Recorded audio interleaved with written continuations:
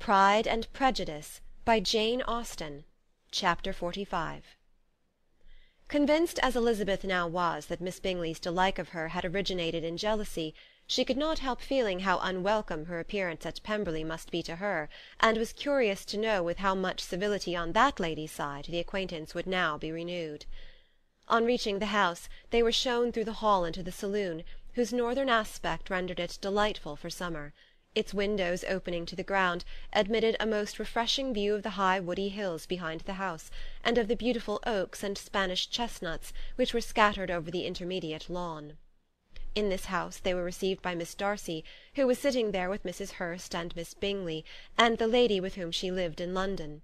Georgiana's reception of them was very civil, but attended with all the embarrassment which, though proceeding from shyness and the fear of doing wrong, would easily give to those who felt themselves inferior the belief of her being proud and reserved.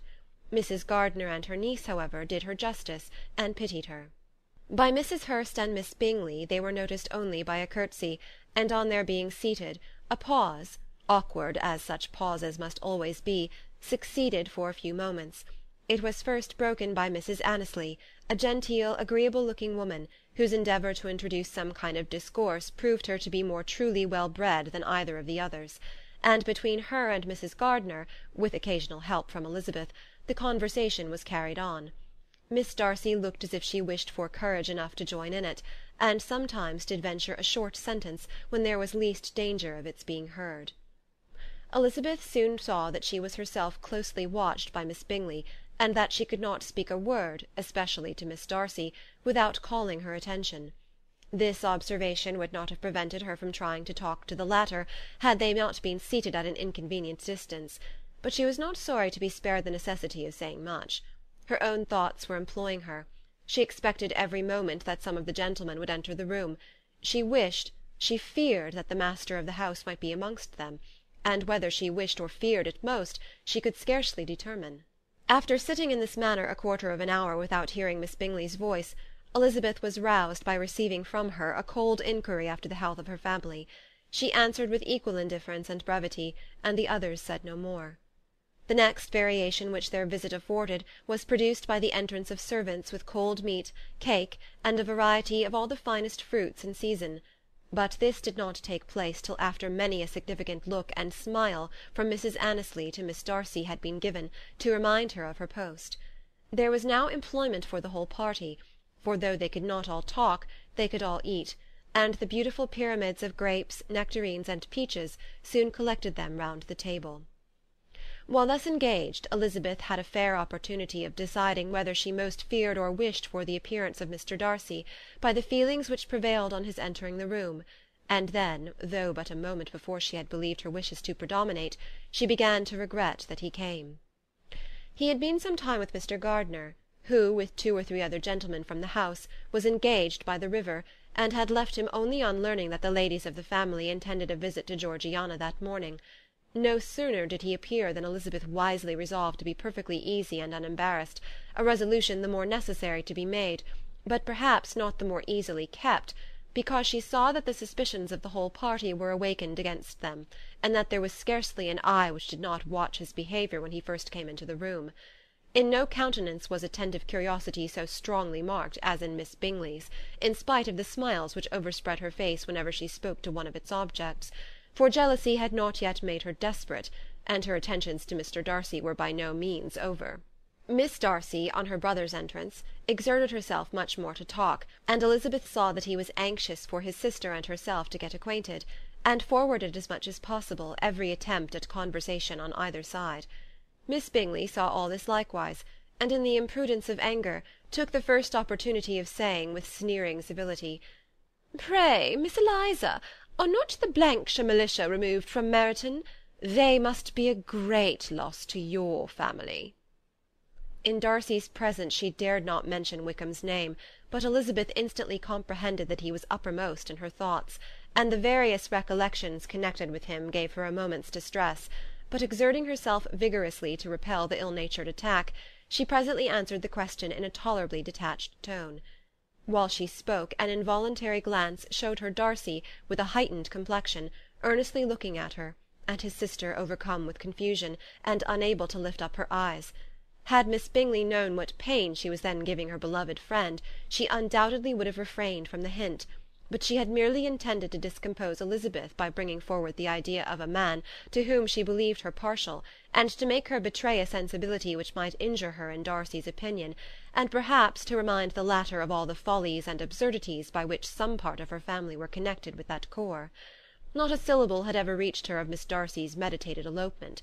To no creature had it been revealed, where secrecy was possible, except to Elizabeth, and from all Bingley's connections her brother was particularly anxious to conceal it, from the very wish which Elizabeth had long ago attributed to him, of their becoming hereafter her own. He had certainly formed such a plan, and without meaning that it should affect his endeavour to separate him from Miss Bennet, it is probable that it might add something to his lively concern for the welfare of his friend. Elizabeth's collected behaviour, however, soon quieted his emotion, and as Miss Bingley, vexed and disappointed, dared not approach nearer to Wickham, Georgiana also recovered in time, though not enough to be able to speak any more. Her brother, whose eyes she feared to meet, scarcely recollected her interest in the affair, and the very circumstance which had been designed to turn his thoughts from Elizabeth seemed to have fixed them on her more and more cheerfully. Their visit did not continue long after the question and answer above mentioned, and while Mr. Darcy was attending them to their carriage, Miss Bingley was venting her feelings in criticisms on Elizabeth's person, behaviour, and dress. But Georgiana would not join her. Her brother's recommendation was enough to ensure her favour, his judgment could not err. And as he had spoken in such terms of Elizabeth as to leave Georgiana without the power of finding her otherwise than lovely and amiable. When Darcy returned to the saloon, Miss Bingley could not help repeating to him some part of what she had been saying to his sister. "How very ill Miss Eliza Bennet looks this morning, Mr. Darcy," she cried. "I never in my life saw anyone so much altered as she is since the winter. She is grown so brown and coarse. Louisa and I were agreeing that we should not have known her again." However little Mr. Darcy might have liked such an address, he contented himself with coolly replying that he perceived no other alteration than her being rather tanned, no miraculous consequence of travelling in the summer. "For my own part," she rejoined, "I must confess that I never saw any beauty in her. Her face is too thin, her complexion has no brilliancy, and her features are not at all handsome. Her nose wants character, there is nothing marked in its lines. Her teeth are tolerable, but not out of the common way. And as for her eyes, which have sometimes been called so fine, I could never see anything extraordinary in them.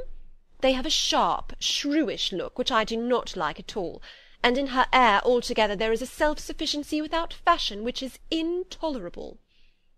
Persuaded as Miss Bingley was that Darcy admired Elizabeth, this was not the best method of recommending herself, but angry people are not always wise, and in seeing him at last look somewhat nettled, she had all the success she expected.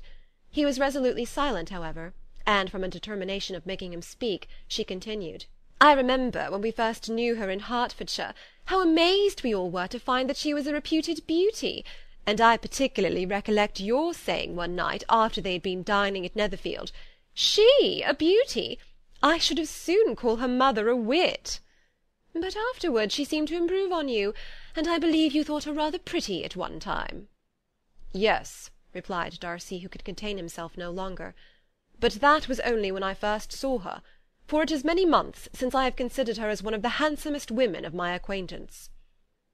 He then went away, and Miss Bingley was left to all the satisfaction of having forced him to say what gave no one any pain but herself. Mrs. Gardiner and Elizabeth talked of all that had occurred during their visit, as they returned, except what had particularly interested them both. The look and behaviour of everybody they had seen were discussed, except of the person who had mostly engaged their attention. They talked of his sister, his friends, his house, his fruit, of everything but himself, yet Elizabeth was longing to know what Mrs. Gardiner thought of him, and Mrs. Gardiner would have been highly gratified by her niece's beginning the subject. End of Chapter 45.